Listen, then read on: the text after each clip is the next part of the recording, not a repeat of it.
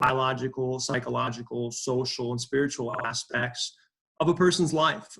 We talk a lot at St. Gregory's about how somebody who's struggling with substances, typically they hurt the people that are closest to them the most. And so being able to rebuild those relationships and create what could be troubled relationships, strained relationships, and make them a real solid support for that individual.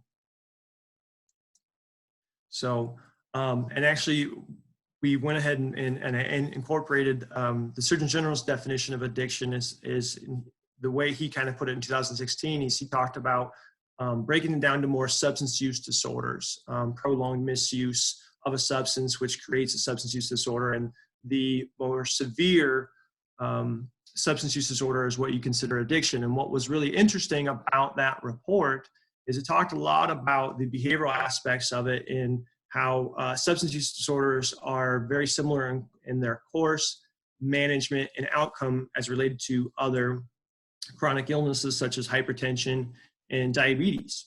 So if we can identify an individual who maybe is struggling with substances earlier on, but maybe it's more of a mild to moderate substance use disorder, and really help that person get into services or treatment, or help get their core support team around them earlier, hopefully we can avoid it from becoming more of that addiction and getting to that severe point.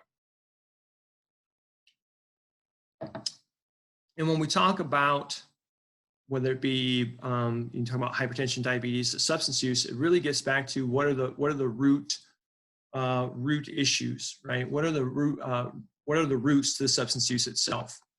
You know, at St. Gregory's we talk a lot about,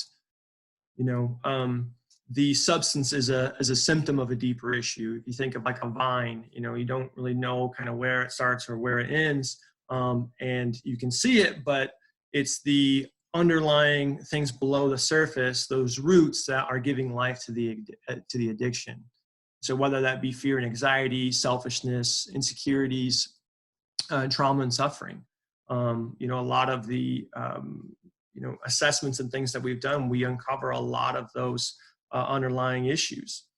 And that's where it kind of relates. And there's a lot of research out there that talks about adverse childhood experiences and how that plays into a person turning to substances later on.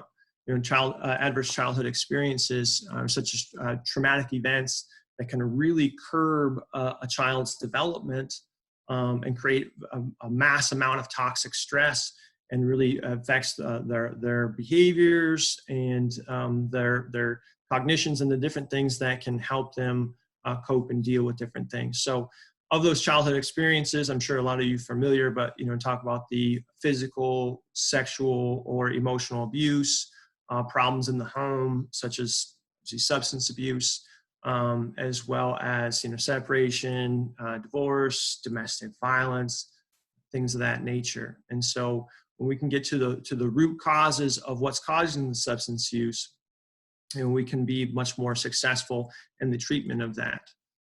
So how prevalent are adverse childhood experiences? In the 1990s, the CDC did a 3-year study with 17 participants, and 28% of those participants reported experiencing some form of physical abuse. 21 of those participants reported sexual abuse. So if you look at that, that's just under 50% of those 17,000 people that experienced some sort of abuse. I mean, that's probably just right around a little over 8,000 people. When you talk about that study, they were able to identify that 40% of those 17 participants had experienced at least 2 different adverse childhood experiences, and there's 12.5 that experienced at least 4. So they're it's a very big part of what we see when we get people into St. Gregory's as far as experiencing something when they were younger, and that has caused them to turn towards those substances. So when we talk about adverse childhood experiences and substance abuse, and the need to numb, or the need to turn to self-medicate or to cope, for every ACE suffered, let's say a person is 2 to 4% more likely to engage in the early use of street drugs. They're 62% more likely to engage in prescription drug abuse. So it's a very prevalent thing. I mean, it really is a big part of it. And when you look at the numbers in Iowa, a child growing up with substance use in the home is 73% more likely to experience one additional adverse childhood experience. And to furthermore with that, I mean, with child abuse, or excuse me, with substance use in the home or substance abuse in the home, they're 54% more likely to experience 2 additional adverse childhood experiences. So that way, that means, if there's substance abuse in the home, there's that high prevalence of that emotional abuse, physical abuse, sexual abuse, separation, domestic violence, all those different things. And so it's crucial to be able to, I probably sound like a broken record, but to be able to identify that earlier on, so you can kind of stop that vicious cycle of the substance use contributing to other ACEs, and compounding and just creating a really toxic situation. Sorry, I take a drink while there. So what kinds of treatments are available? There's a spectrum of levels of care, all the way from inpatient, detox and residential treatment, which is what St. Gregory is, all the way to your outpatient mental health therapists or CD or chemical dependency therapists. What's interesting is that within that full spectrum of the levels of care, there is a wide variety of programming. There's dual diagnosis programs that are substance abuse and could be substance abuse and eating disorder, or substance abuse and mental health. There's all kinds of different things. I know of a program called Capstone down in Arkansas that is an adolescent substance abuse treatment center, where every child that comes into that program gets a brand new puppy. I know, it's crazy when I heard it too. I was like, "Oh, that's awesome," But it's about that nurturing the relationship and having responsibility, taking care of that puppy, and so. But yeah, if you get a chance to look it up, Capstone down in Arkansas, it's pretty neat program. But how do we know what is the right fit? And it really kind of depends on the individual, but also, this is where getting a drug and alcohol or chemical dependency assessment to help determine what level of care is appropriate, as well as which is translating to how severe the problem is. And then really just having that communication, that open communication with the loved one of, what do they feel is going to be helpful or beneficial to them. So as we get into these levels of care, we talk about the different differences here. I kind of laid it all out on one slide. But being able to go through and you talk about that inpatient detox and residential, and what people will experience within that. I mean, it's typically a combination of group therapy, individual therapy. They'll have some sort of, support groups incorporated with that. So like at St. Gregory's, we do smart recovery groups in the evenings. We utilize cognitive behavioral therapy to help challenge the way people think, and the way that they basically challenge the way they think, and the way that they go through and cope with different things, and have their different beliefs about their relationships or their use in itself. Partial hospitalization programs, basically like day treatment. So it is you can go in and all day, so you're in a multiple level different groups. There's different accountability measures for urinary analysis, and it can be inpatient or outpatient. Sometimes that partial hospitalization program is a step down from residential, where people still stay at the house, but they're in services all day long. And that intensive outpatient, your intensive outpatient program is, you're 9 hours a week, and one individual session a week, and outpatient is more one group a week and one individual session. Well, what I think the big things that to take away from the residential to the outpatient is is, and from a residential standpoint, getting the family's involvement with that process. You know, there are family like weekend visits and things of that nature.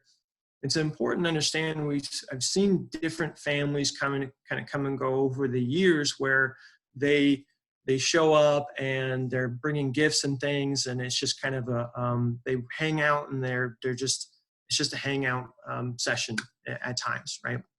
And what we always really try to stress with the people that were in our program is like, this is a really good opportunity to take some of the things that individual's working on, and whether it be communication, you know, whether it be setting up different expectations, or forgiveness letter, or a letter of like a thank you letter for all their support and everything that they've gone through. But really taking that time to help, you know, put the good foot forward and really help build that relationship back up, and just discuss and having the family more involved in that treatment process, to help with the overall success and helping get to recovery.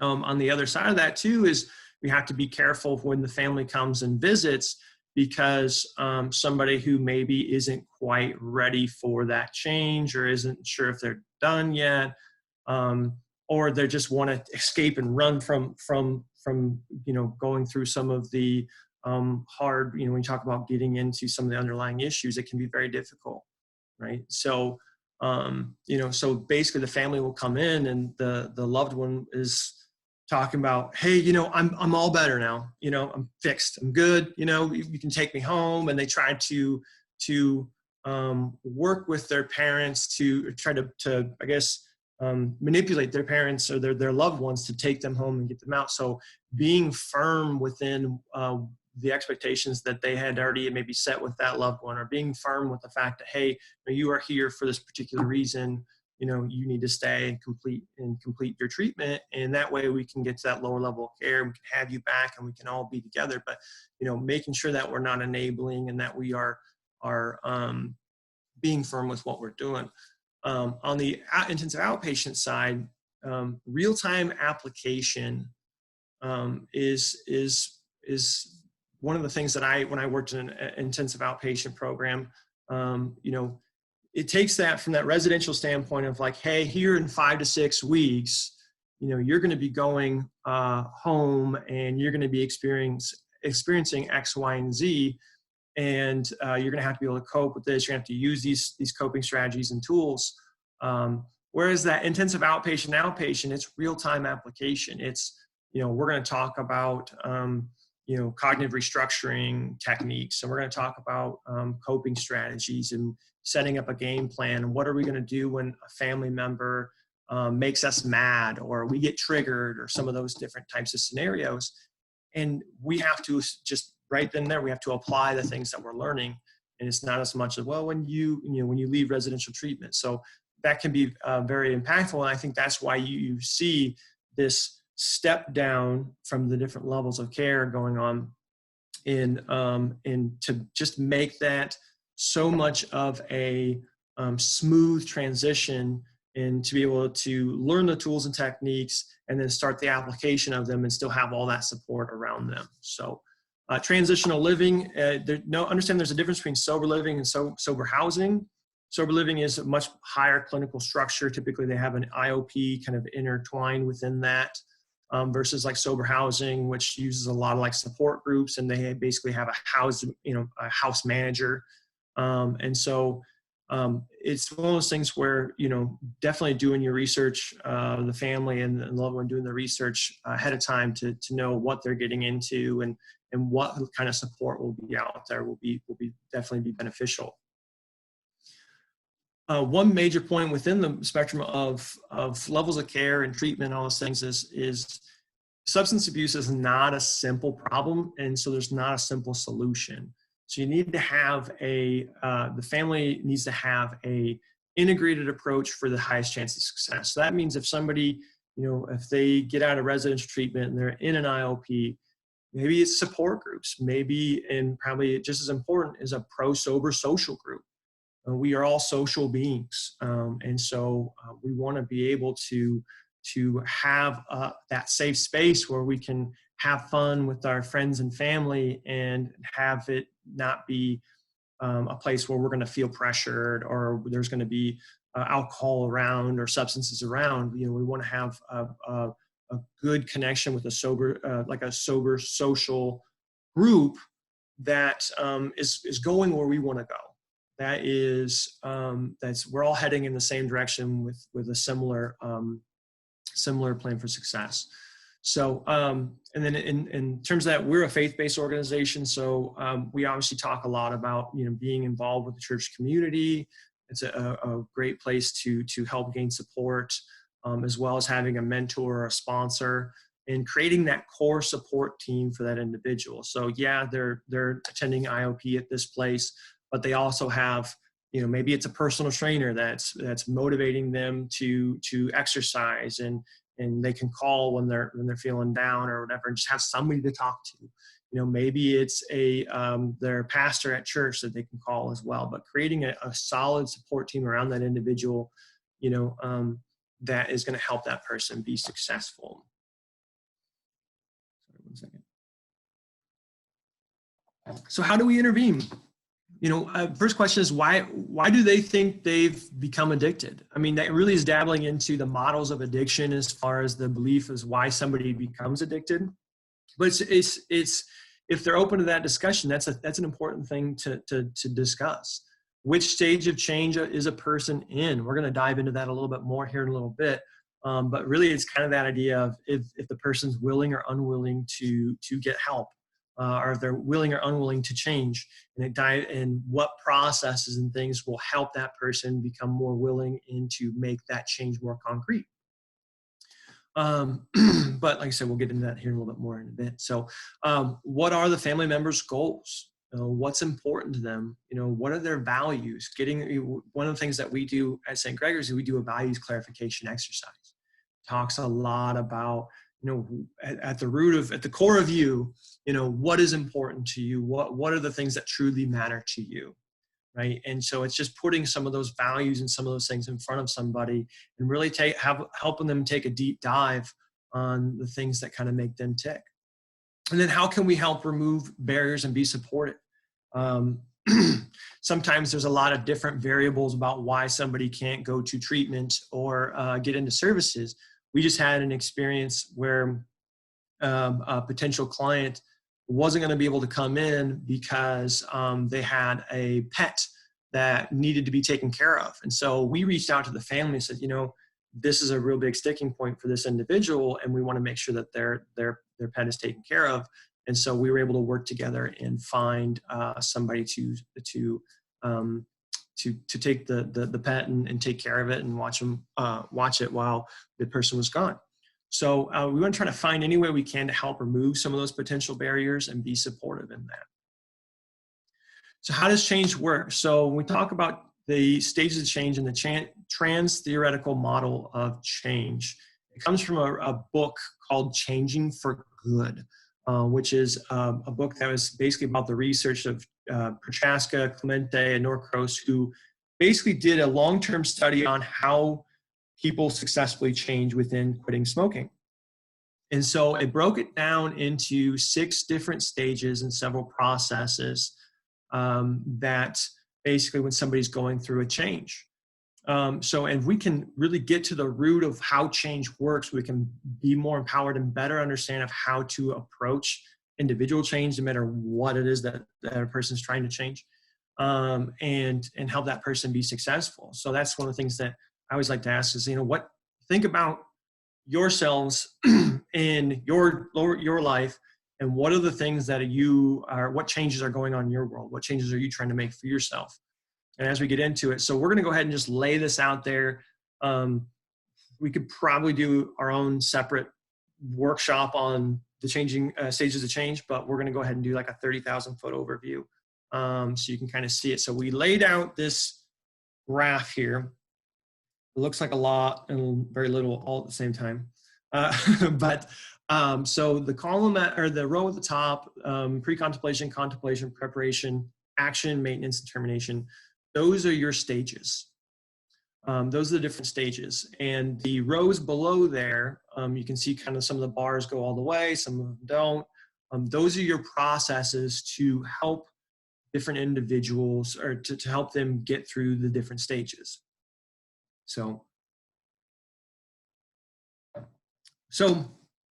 pre-contemplation, if we're just going to kind of do a quick overview here. So pre-contemplation is the idea that somebody doesn't see, understand, or know that there's a need for change. They don't see the problematic behavior.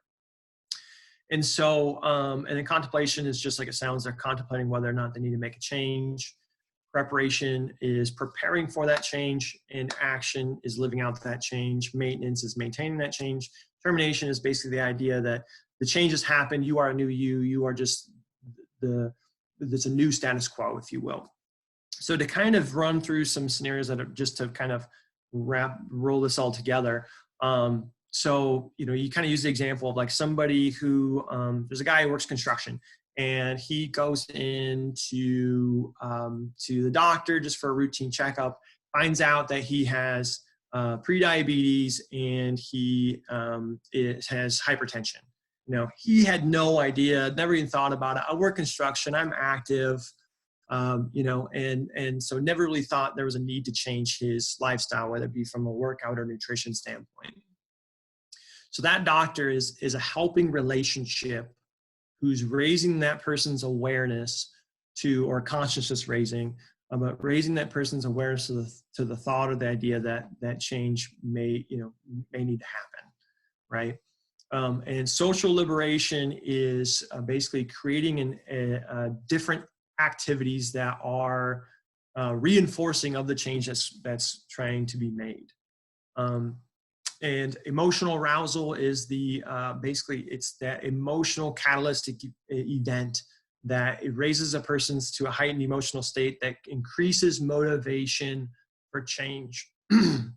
So, you know, we talk about different scenarios where, you know, that catalytic thing happens. So he goes and maybe somebody has a health issue related to their regulating their blood sugar, or maybe they had a thing at work that happened, like, oh, maybe I've been thinking about whether or not I want to continue this job. I'm not really sure. And then this thing happened. Oh my gosh, now, yeah, I really, you know, this is kind of where I'm leaning now. You know, it's just that emotional event or a catalytic event that helps increase a person's motivation for change. And self-reevaluation, that's basically, it's just like it sounds, you're reevaluating yourself, or reevaluating who you want to be. Some of the different things that we do at St. Gregory's is we'll talk about, you know, a person's life up to this point, or the last 3 years, or the last, you know, for when they started substance abuse. Okay, you know, where do you want to be in 3 years? What do you want to be doing in 3 years? What do you want that to look like? Okay, so you want to be, you know, you want to start your own business, or you want to, you know, switch jobs, and you want to do this. Okay, so what do we need to do to get there?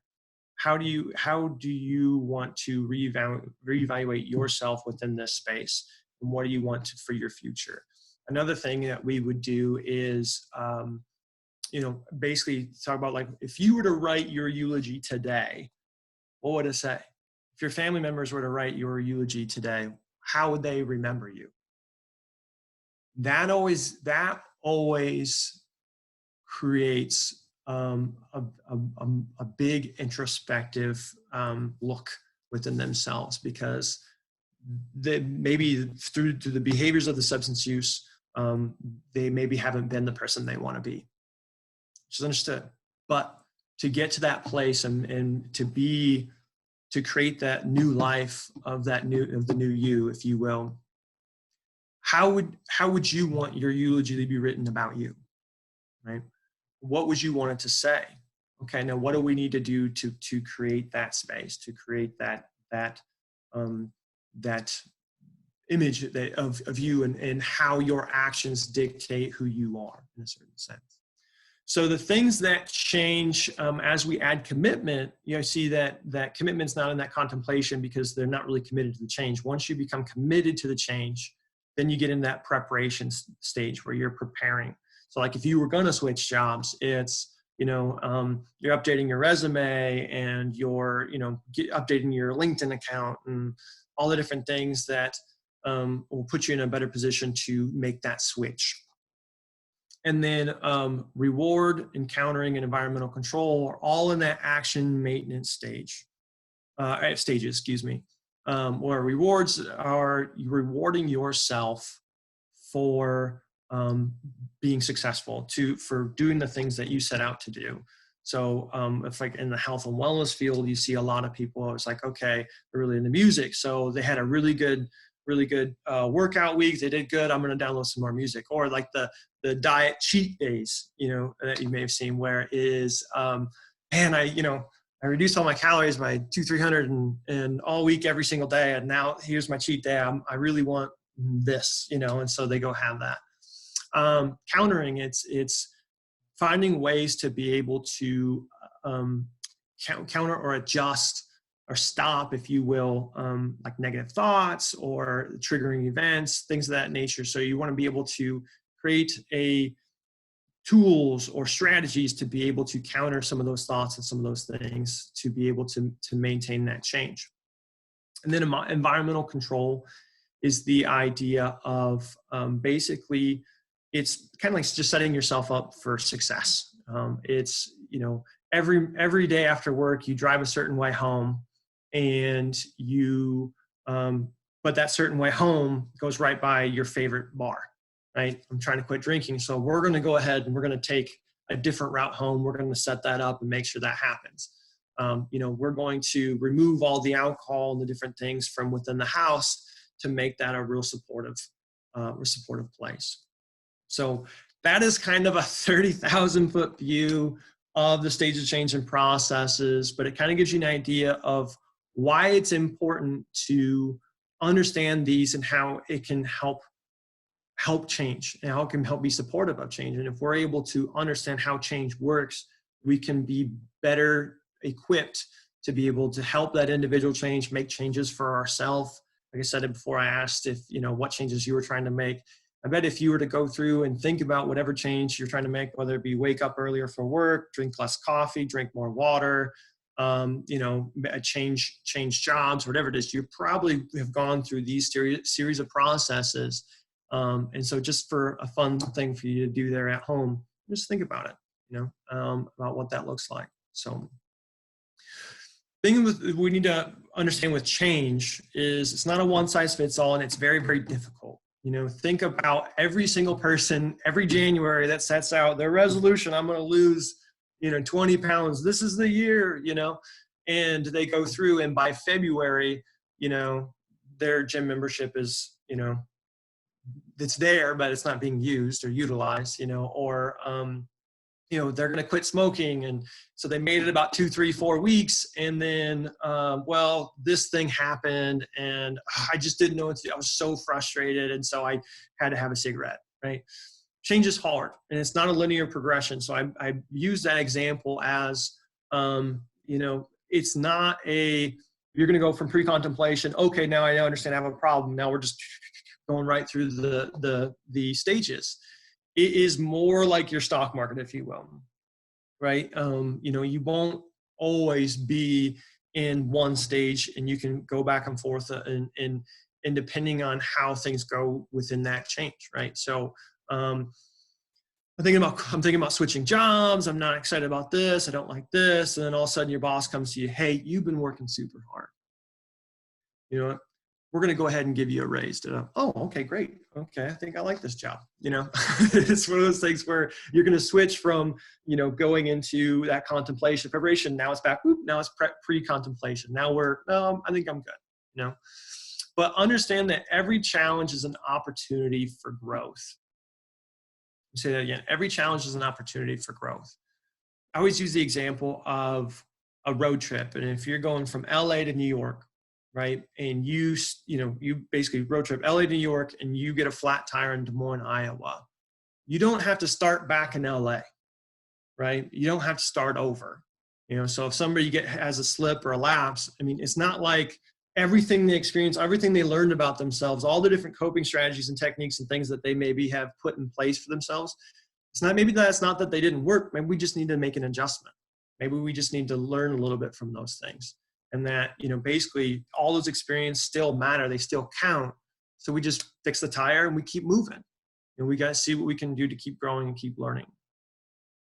So what can the family do to be supportive? One of the things that I always stress with the families is, especially when I guess I'm speaking from a residential treatment standpoint, is well, while your loved one is here with us, you're probably going to sleep pretty well.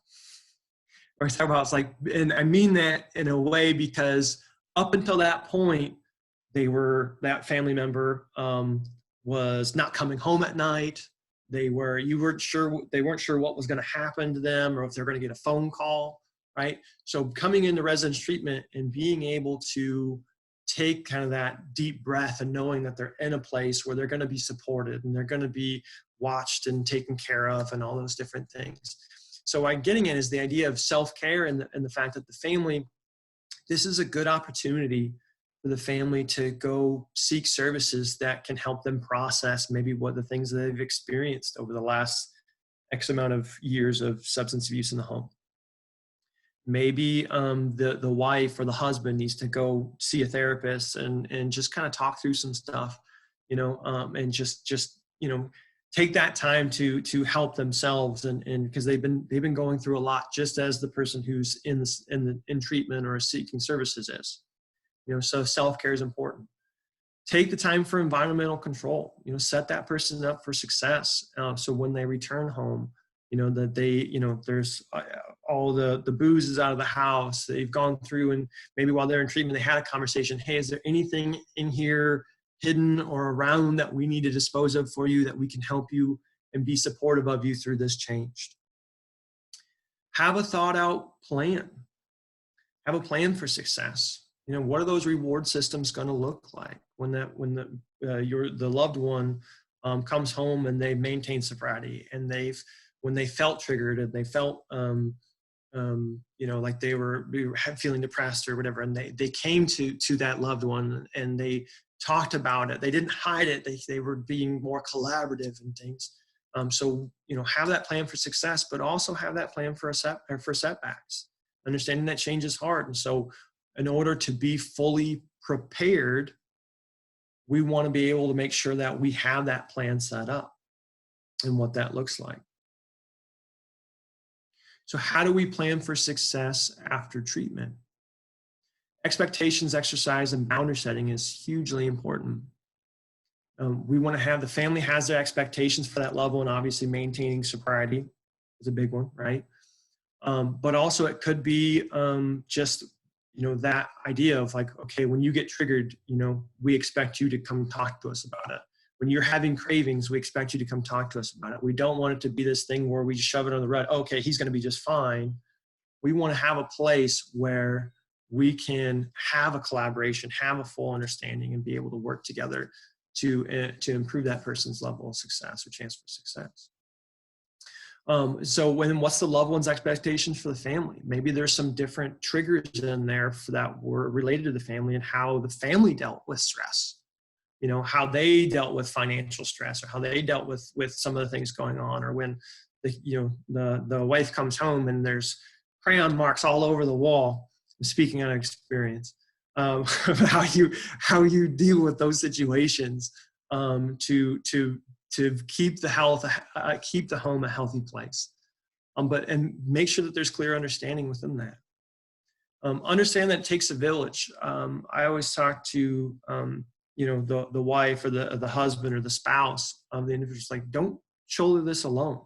As part of that core support team. Part of that is getting more people involved to help that individual, because you can't shoulder this alone. It's very, very difficult time. It's a very difficult waters to navigate, if you will, and just as part of creating that team. Create a collaborative plan. What are their triggers? What causes cravings for the individual? What things get them to a heightened emotional state where they start thinking negatively, or they start having a depressive episode, or have really bad anxiety? Having the family work together to understand, like, and I mean, obviously you kids involved, but having the loved ones, you know, or the support systems get together to understand what the triggers are, you know, what things, you know, are causing or cause a person to start slipping in that direction and start slipping back into contemplation or having, you know, a tough time. So understanding what those triggers are, and so that way you guys can have a plan. You know, what do we do? What's the plan? You know, when somebody, you know, if they're an IOP and they're just struggling and things aren't going well, what's the plan? You know, when they start feeling vulnerable or triggered, you know, what do we do? You know, and so going through and having that plan and knowing what to do is half the battle. I mean, that way, because if there's a clear understanding of what that plan is for the family and the support systems, you know, they can work together to help put that person in the best possible situation. So what do we do if and when a lapse happens? First and foremost, lead with love. I understand that's probably easier said than done, you know, for a lot of folks, but you know, it kind of comes back to, you know, those underlying issues and why this person is numbing themselves. And, you know, it kind of gets into the different models of addiction where you talk about that moral model, which is, you know, they have no moral fiber, versus a disease model where it's a disease and it's just how this person is. You know, you talk about all the different models for addiction and why things happen, but ultimately they are a loved one. They are one of your family unit. And so lead with love and from a place of understanding. But what is your plan? You know, what plan did you guys put together, or did the family put together to that if and when this happens, what do we do? You know, what are the steps that we take as a family? But most importantly, it's a dive into what went wrong. You know, we had this plan and this didn't happen. What went wrong? Why did this happen? Why did, you know, and just being open, having an open dialogue with the individual, as saying, you know, we're obviously we're here because we care about you and we just want to know, like, you know, are you still struggling with this or X, Y, and Z, or do we need to sharpen up our coping strategies, our coping skills? You know, what went wrong? And then most importantly, you know, what can we do moving forward? You know, moving forward, what is our plan from here? So your safety plan that you created, that we created as a group, didn't necessarily work, or we have to do some tweaking or adjustments to it.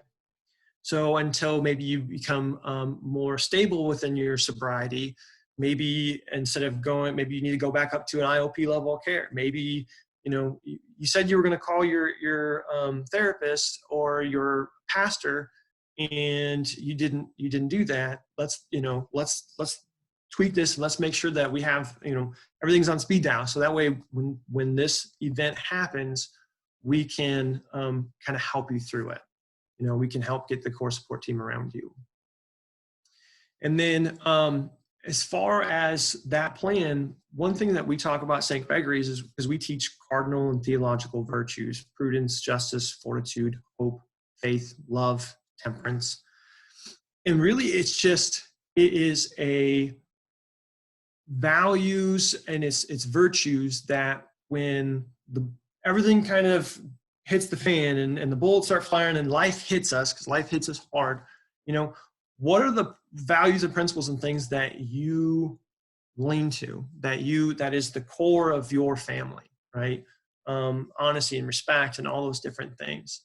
And so we teach like the virtues, not only from a standpoint of a definition of what it means to be prudent or what it means to practice temperance in relation to immediate gratification versus long-term happiness, you know, but the application of those things, taking those virtues and applying them to your life and how you base your decisions. And that can, it's almost like having your own personal mission statement, right? When things start getting a little bit hairy, what can you know, and you're just not sure where to turn, what can you come back to saying, this is me, this is who I am, and this is what I'm about, right? What healthy activities can you incorporate into your daily life? right? We found that by not focusing on the don't use, don't use, don't use. I'm waking up every morning, I'm not going to drink, but creating a life of passion, of finding what feel like what their purpose is, or what they're supposed to, what they were put on this earth to do. But creating a life of different things that are fun, that focus on their positive relationships, that are get them feeling, young again, if you will, but get them excited about life and about living. So incorporating the different healthy activities. Maybe it's going for walks with the family. Maybe it is working out every single day. Maybe it's going to the movies with the family and spending time there.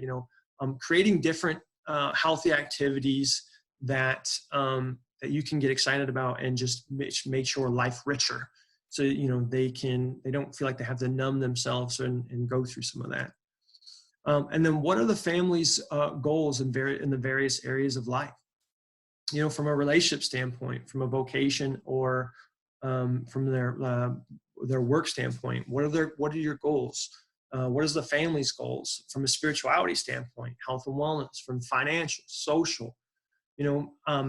Having the family have family goals about what they want to accomplish in different areas can help kind of keep them moving in the right direction. If you think about daily goals and objectives about what we want to accomplish, every morning group that we have, it's 3 goals and an affirmation. Say something positive about yourself, and what are 3 things you want to accomplish today, and just keeping them moving and taking steps towards a positive, newer, healthy life. So incorporating some of those things can be very, very helpful. So in conclusion, we want to put the family in a position for success. Understanding addiction, how change works is crucially important, to be able to understand what processes are going to help that individual make that change. If you go back and you think of here real quick, we're gonna go off script. We're gonna go rogue here for a second. But if you go back and look at this, right, and if a person is in pre-contemplation, talking about helping relationships and raising consciousness, right? Somebody who quit, if their goal was to quit smoking and they are now in the action stage, and they've been smoke-free for 6 months, it's going to be counterproductive to keep reminding them and creating awareness of how bad smoking is for them, right? It's going to be counterproductive. So that's why we talk about the stages and the processes, and how using the appropriate process in the appropriate stage really, really matters. So getting familiar with that is super important. Setting expectations and boundaries, and having those be firm. So these are expectations. This is what we expect when you come home. We need, obviously, sobriety, but we need you to come to us and talk to us when you're feeling triggered. We need that open communication. We need you to get, a lot of times with families or between spouses, we need you to get this and this and this done, or we need you to be accountable to these actions and these things. But also on the other flip side of that is the person who's in services saying, okay, I understand, where you guys are coming from, completely understand. Yes, I agree to, do a UA if when I'm asked for suspicion. I promise that I will not get mad. I want to make this work, or whatever those expectations are, right? But also on the other side is, hey, I need, from expectations on the family's end, is whenever we have a bad day at work, I need you to not come home and just throw it on me, right? I need to set up those kind of boundaries for myself, because it triggers me, and then I just don't know what to do, and I can't handle it, or whatever. And that's just an example of how those expectations kind of work both ways with the family and the individual seeking treatment. But being able to find that middle ground in a place of more collaboration instead of confrontation. And then and part of that is those boundaries and setting those for themselves as well. And having concrete plans. One of the things that I always talk to some of our clients that come in the program is they'd be out almost ready to be on their way out, a couple weeks left, like, okay, this is exactly what I'm going to do. Okay, well, what are you going to do if this and this and this doesn't work out? What do you mean? No, it's going to work. It's going to work. Okay. Well, I know life happens very fast, and it doesn't take any prisoners, if you will. So, why don't we create a plan for what happens if this doesn't work out? And why don't we create another plan if that doesn't work out and this doesn't work out? So that way you have a place to turn, because sometimes things don't work out how we want them to. Sometimes life throws us a curveball, and we just need to be prepared as possible. So having those concrete plans for the family within that is super important as well. So thank you guys very, very much. I unfortunately didn't start my timer like I had planned. And so it is 10:57. Do you want to ascertain a couple questions, Nick? Oh my goodness. Yes, absolutely. I'm terribly sorry. So absolutely. And I think my email's there too. So if we don't get to your questions or question, or if you think of something later and you want to ask, please email me. I want to be a resource for all of you and just be helpful. Because none of this stuff is easy. Substance abuse and treatment is not easy. So any way I can be helpful, I absolutely want to do so. So you can type a question in the chat box. It's in your lower right corner, I believe, as a participant. If anybody has one or two questions we might have time for. And I know we started a little late, so we could go a little over if people are willing. This is being recorded. Yes, I saw that as a question. Can we get a copy of the stages of change chart? Nick, are you willing to share that? Yeah, absolutely. Email me and I can shoot you a copy of it. Does everyone see his email above the logo? Mm-hmm. And I can email you the slides, and like I said, anything at all, feel free, reach out, email me, whether you want a copy of slides, you want a copy of stages of change, any of that stuff, or if you just have a few other questions as things come up. Can you answer one question from a Mallory, it looks like? How long does the typical treatment last for a patient? So if you're speaking from a residential standpoint, most programs, there's a lot of like kind of your routine programs that are 28 days. We used to be 8 weeks. Now we are down to 35 days, but there are long-term programs. So like Adult and Teen Challenge is a year-long program where they're actually in the residential setting for, I want to say it's 90 days. And then they kind of move through their own set of levels of care. And I've also seen, there's a place called Willing Way in Georgia that is like a 12 to 18 month sober living. And so it just kind of depends on what kind of level of care that person needs. If they need that higher structured residential versus maybe a lower level. I mean, somebody can be in outpatient services for a very, very long time. If that's what they need to help them be successful, but typical residential programs, it can be anywhere from, like I said, 28 days all the way up to 90 days. Unfortunately, a lot of that stuff is some of it is dictated by insurance coverages and things of that nature. But that's where incorporating a lot of the different pieces from the community standpoint can be very, very helpful. It's at 11, but can we do one more question? Yeah, absolutely. I'm good. We'll see if you can answer it in kind of a short term. Alex asked you, do you have any advice for helping those family members that have experienced being let down repeatedly? How can we help them change their mindset and be supportive of this person's change? That can be a very, very difficult road because, here we go again. This is what we see. And my question, even with that, would be, what things had the family put in place to try to curb some of that repeated stuff? And ultimately, what I would say is that's the hardest thing about substance abuse and change in general is we can want it more than they do, and it doesn't make it any better, and so what advice I'd have for you guys is, and hopefully I'm not speaking on a turn, is, pray. Just keep them in your thoughts and prayers.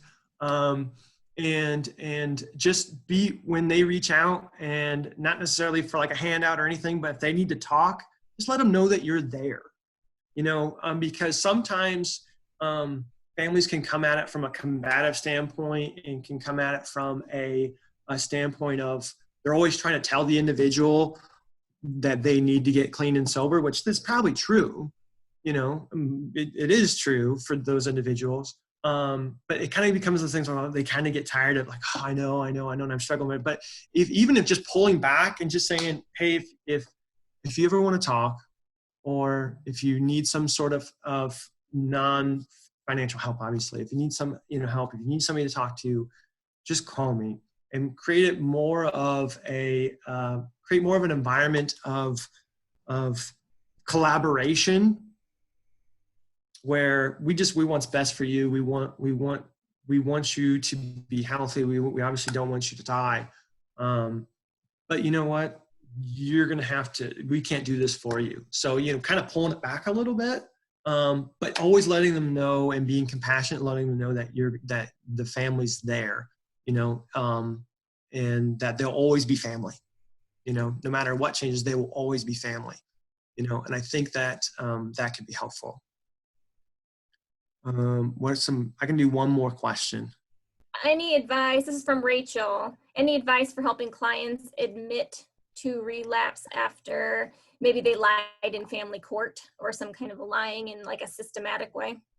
One more time. So any advice for helping clients admit to relapse? When they relapsed, if they okay, so like admit that they did it? Yeah. Oh,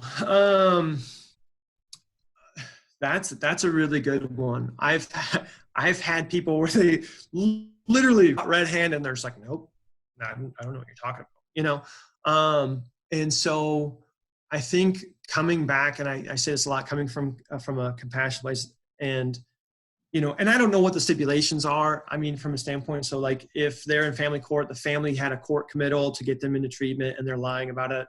Typically within that, they should be able to request a UA of some sort, to verify, and so, from a standpoint of trying to help somebody not lie, I hate this, I don't have a great answer for that as far as how to stop somebody from lying, unfortunately. Sure, yeah, it's tough. Any other questions? We're going to probably end now, because for sake of keeping things on time, and then also respecting Nick's time as well as yours as the participant. You can email him at nickl@stgregoryctr.com. So we want to thank Nick again for his time and commitment to presenting for our alternative webinar conference for Prevent Child Abuse Iowa, and thank everybody else for participating. And I'm going to go ahead and end this session, and have a good rest of your Monday, everybody. Thank you, everybody. Appreciate it. Have a great day. Thank you.